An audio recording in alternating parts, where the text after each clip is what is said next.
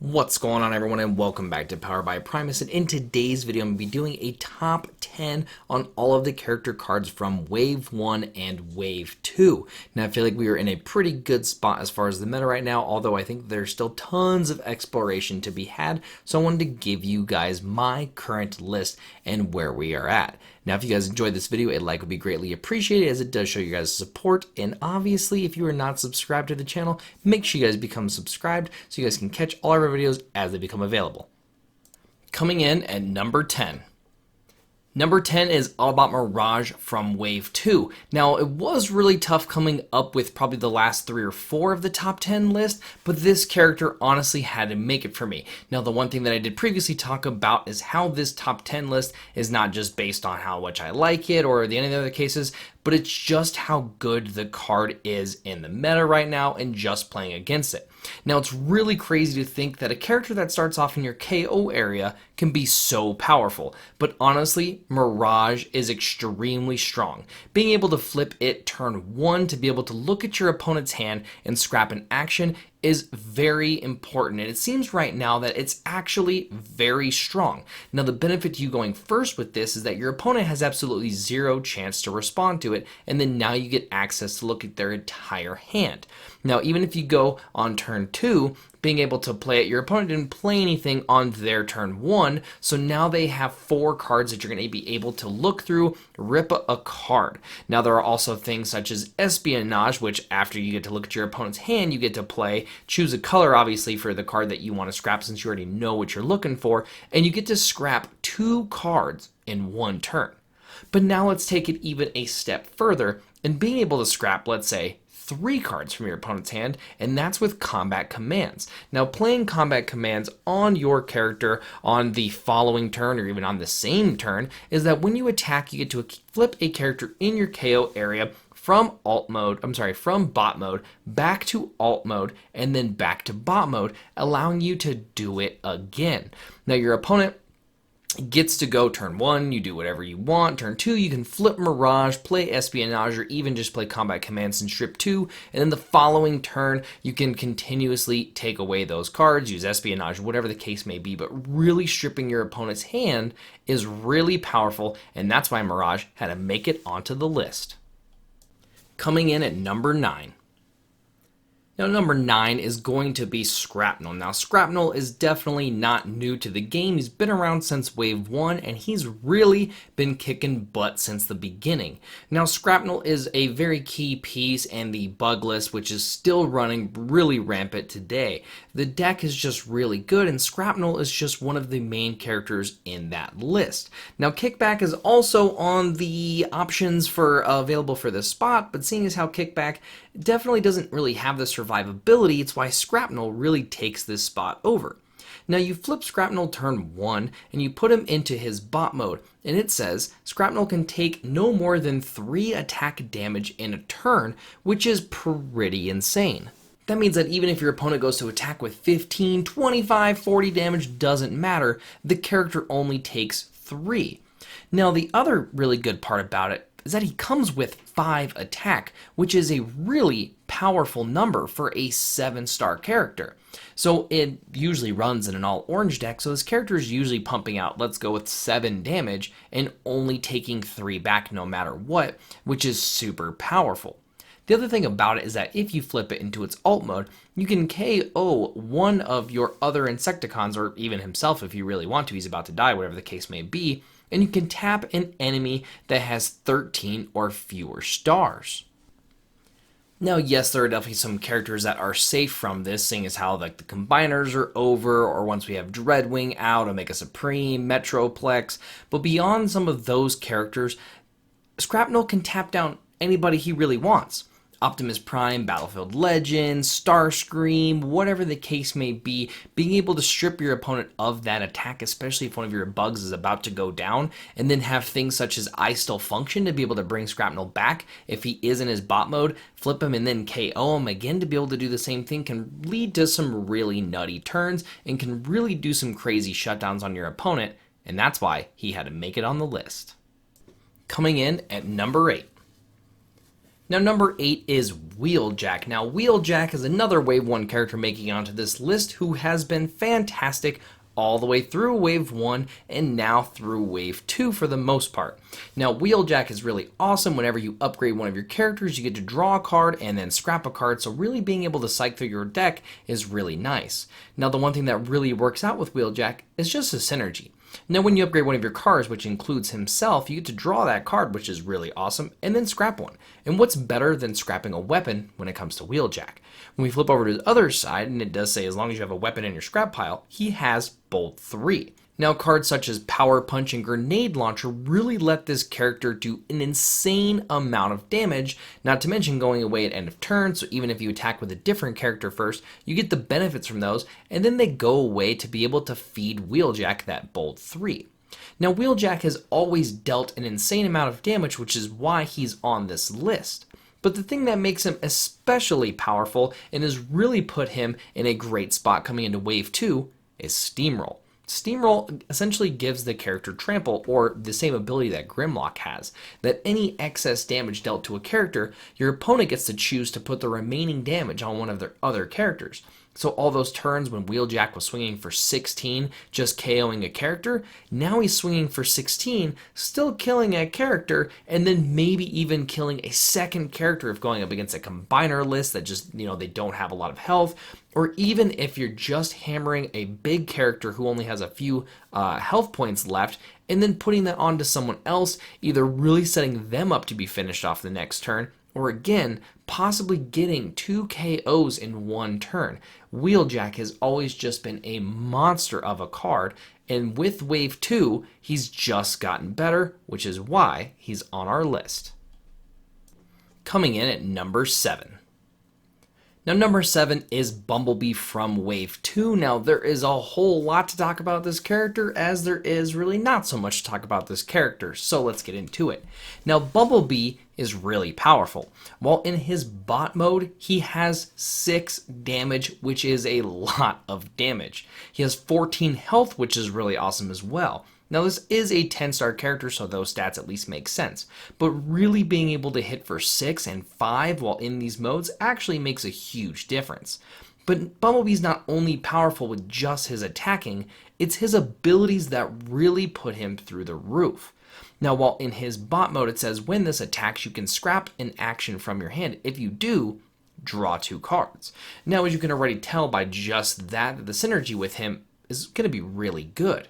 And this deck, obviously, any deck that really runs him, is going to be really pushing a bunch of actions. So drawing 2 by scrapping an action at the time that's really not that beneficial for you is really powerful. Then when you flip into his alt mode, you get to play an action for free, which allows you to play up to 2 actions in the turn. You get your normal action plus the action off of that flip. Now, one card just to really highlight a little bit about Bumblebee is going to be Start Your Engines. Now, Start Your Engines says that you get to flip from your bot mode to your alt mode and then untap a car. So when you flip from that mode into your car mode, you now get another free action on top of unflipping Bumblebee without really flipping for the turn. Now, again, you can flip back into your car mode after playing another action, such as, a leap in battle, you can go with confidence, and now you're playing another action. So there's just a whole lot of shenanigans that you can do with this character on top of his stat line, which is why he's made it into our list. Coming in at number 6. Now, coming in at number 6 is going to be Grimlock from Wave 1. Now, Grimlock was always super powerful in Wave 1 in a Dinobot list, but with Wave 2's, I would say, inclusion of very specific characters, Grimlock has really ascended to a completely different beast.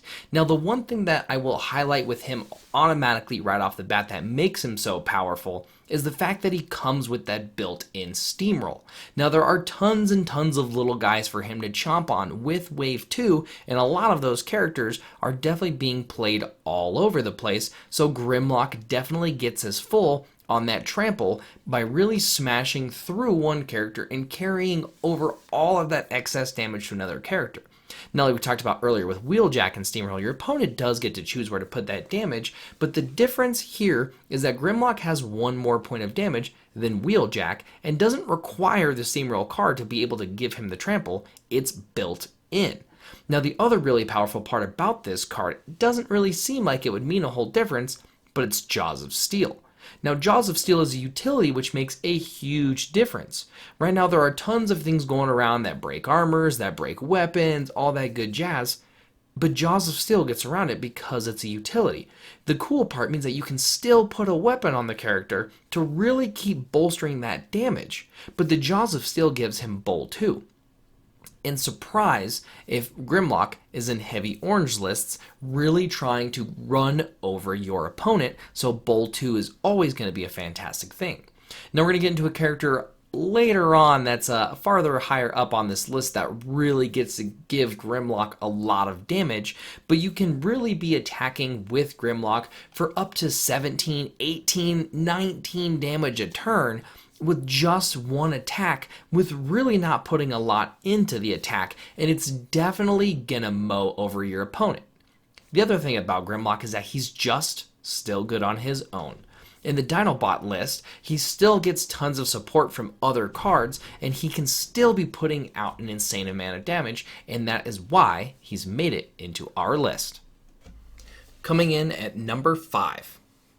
Now, number 5 is Metroplex. Now, this is a monster of a card, and with originally being released, it was kind of a mediocre card. Now, I would definitely say that it was always good. It just had really a lot of bad matchups, and if it didn't proc its ability, you found yourself in really, really deep water.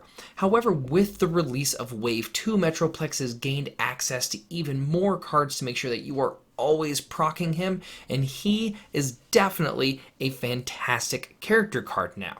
Now let's talk about some of the ways that we're going to be able to help proc him that did come with Wave 2, such as Power Punch and Backup Beam. Now, Power Punch giving him Bold 3 till end of turn is really nice because yes, it gives you the weapon for the turn. The Bold 3 is definitely pretty relevant. We can still go with things such as Height Advantage that give you the Bold 4 till end of turn, and then now you're looking at Bold 7. You're definitely going to be proccing, not to mention doing an insane amount of damage to your opponent.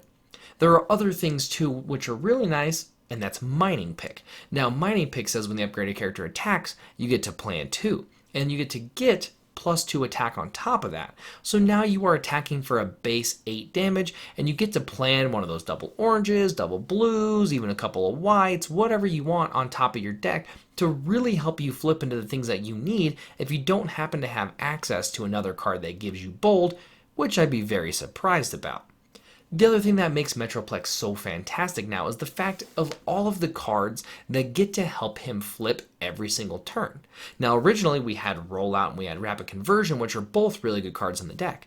Rapid Conversion is a white battle icon, which he needs 2 to be able to go off, and then Rollout is an orange and a blue, really helping you out. But now we have the addition of Escape Route. Escape Route is a white battle icon card. Again, we talked about previous reasons, really awesome. But it's also a green battle icon, which allows you to pick it up after battling. And it's really nice to when you go ahead and you flip, you get yourself into that Titan mode, or sorry, into your bot mode, and then you get to play one of these cards to flip back to deploy one of the little guys out from underneath you. These characters will act essentially as force fields, and they really get to just absorb damage away from your Metroplex, because if your opponent doesn't deal with them, they themselves can get very quickly out of hand, not to mention really amping up your Metroplex with Bold, being able to break weapons, and so forth like that. So this character has gotten phenomenal with Wave 2's release, is far more powerful, so when you see him across the table from yourself, know that you are in for an upwards fight.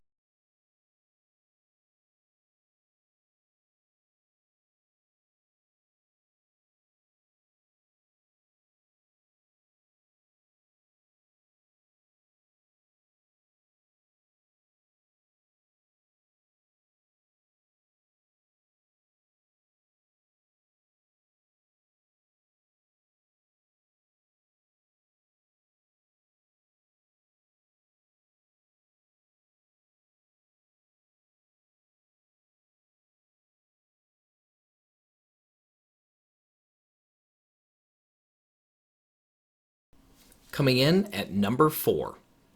Now, number 4 is Thrust. Thrust is a Wave 2 addition, and originally I thought the character was going to have some impact, but it turns out this character has made a massive impact to the meta and is a super powerful support card. Now, the one thing about Thrust is if you do look at his ult mode, which he starts in, by the way, which does make a huge difference, it says that when one of your other character attacks, you get to tap Thrust also, giving that character the attack bonus that Thrust has. So if Thrust has 3 attack, that character gets +3, and then if Thrust has like +11 attack, then they get +11. Now, you may think that number is kind of crazy, but let's really dissect that card and see if it really is that nuts. Well, the first thing I want to talk about is Grenade Launcher. You play Grenade Launcher on a Thrust, you attack with your other character, Grimlock, and then you get to give Grimlock +7 attack.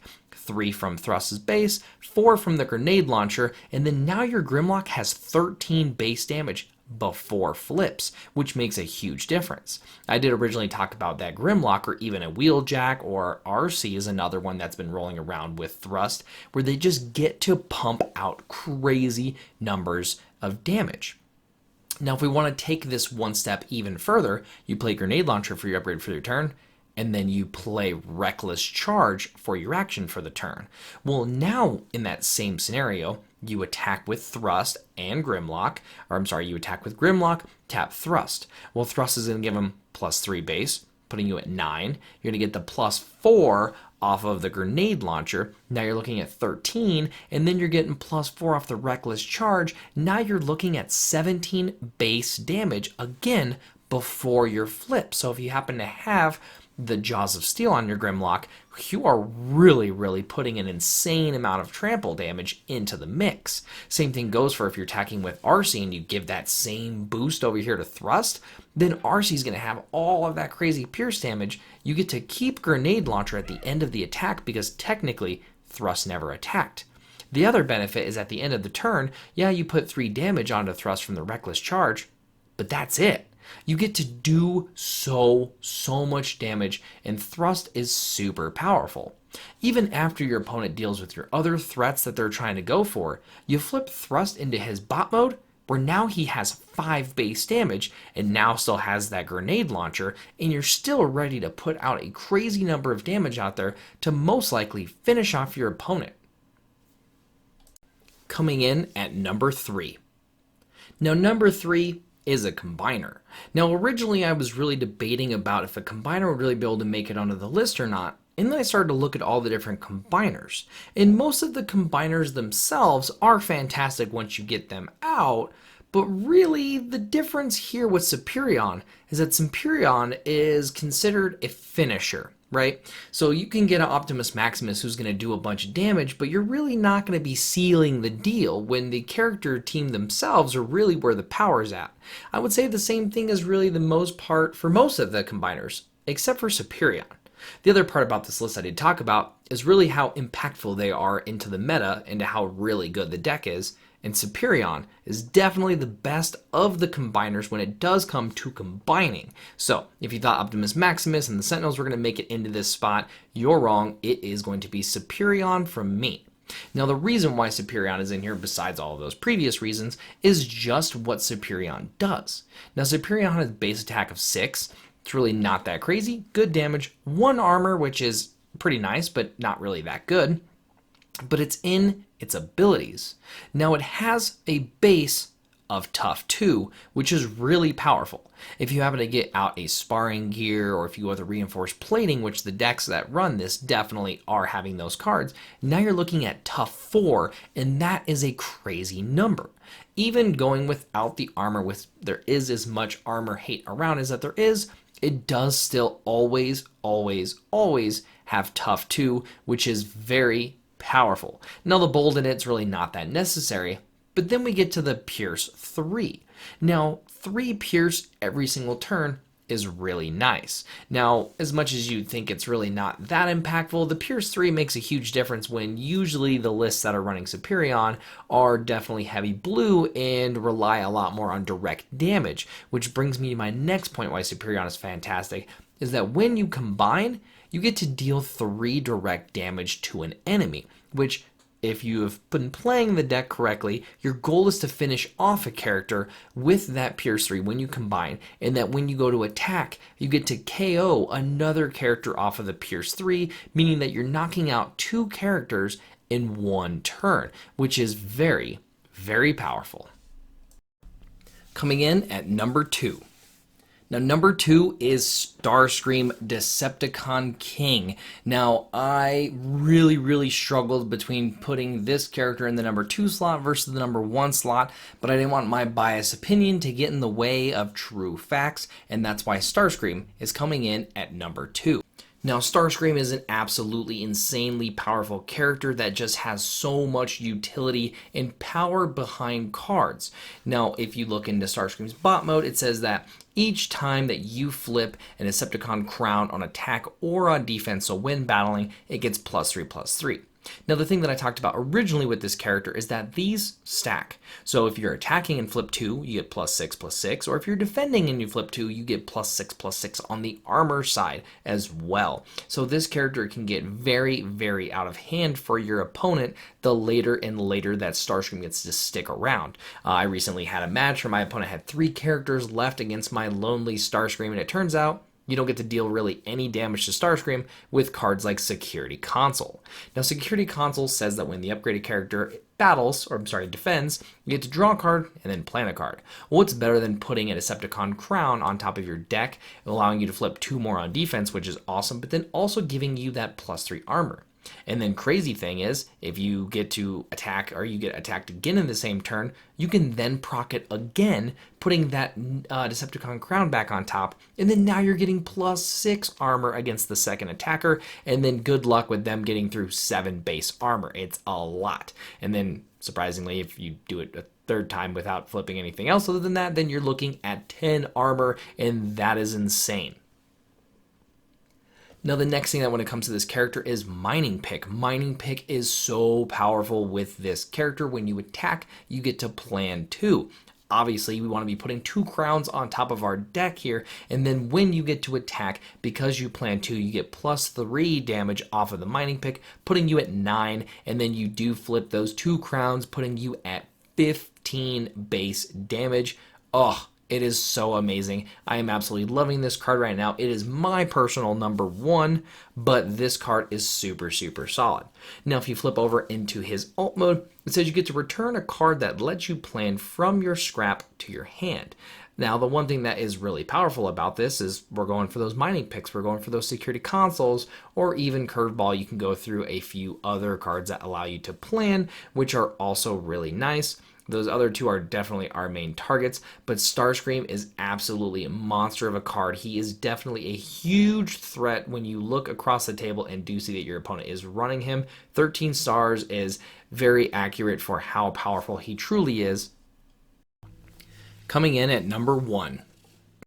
Now, it may not be a shocker that it is Optimus Prime, Battlefield Legend, at the top of this list. Now, he is definitely not shy to the top of the list, seeing as how he was definitely king of the hill going through Wave 1, and I feel like a lot of that has also gone through Wave 2. Now, with Wave 2, he has definitely gotten, I would say, less popular, but definitely not less powerful. There are many cards that came into the scene on Wave 2 that really just kept this character as just such a powerful and quote-unquote broken character to a lot of people. Now, I do think that Optimus Prime has become more manageable with the release of Wave 2, but we are definitely still going through the experimentation phase of Wave 2, really trying to mess around with new character cards versus messing around with a lot of the old ones, but Optimus Prime has always been tried and true when it comes to this game and to his power level. He is truly off the charts. Now let's talk about some of the cards that came onto the scene with Wave 2 that really helped bolster this character to make him even more powerful. And the first one that I want to talk about is Backup Beam. Now, Backup Beam is a blue battle icon card, which has always been a really nice little partner for Prime, but this one is a green as well, which allows you to fish it out, giving him Bowl 2, so when you attack in bot mode, you get to flip more cards, possibly finding one of those actions that you're looking for. Now, when it comes to other actions that you're looking for, we have all of our classic ones ones such as Plasma Burst, Leaps into Battle, One Shot Stands, and all that other stuff.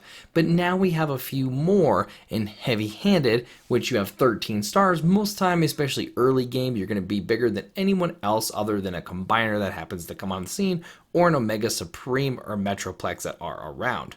The next card that came in with Wave 2 is going to be Press the Advantage. Really nice card, giving your Autobot, him himself, a +2 attack, and then being able to give a Decepticon -2 is super, super nice. And then the other one is a big one, and that is Espionage. Now, Espionage has been getting played all over the place, and it works really well with Prime. The scary part about him, which was confirmed in a Rulings update not too long ago, I believe a couple of days ago, is that when you flip a green battle icon card with his ability, you have the ability to play it just like normal as long as it's in action, and then after the battle you still have the chance to scrap a card from your hand and be able to put that green battle icon card into your hand, essentially allowing you to be able to play it twice. Now, I do think that this is really powerful. Now, I do understand the I don't want to say the science, but I do understand the mechanic behind it. But I figured that once you played it, it did remove it from battle, so you wouldn't be able to fish it back. Being able to do this is definitely far more powerful, and will definitely put this character a little higher on my tier list. Obviously, it was number 1, but like I said, it just makes some of those cards really, really powerful. And then, of course, the icing on the cake is when you flip over in his alt mode, you're able to pull an action from your scrap pile back to your hand to be able to repeat any of those previous processes. Now, he is just obviously a fantastic character. He's always a fantastic go-to character, and his real power level just comes in his utility. This game is definitely very based, I would say, around actions, and there are just a lot of really good ones, and I think it's one of the reasons why Prime is just so powerful. Now, that is my top 10 list. I would love to hear what your guys' top 10 list is down in the comment section below. Hope you guys enjoyed this video, and if you did, a like would be greatly appreciated. Subscribe for more, and we'll catch you guys in the next one.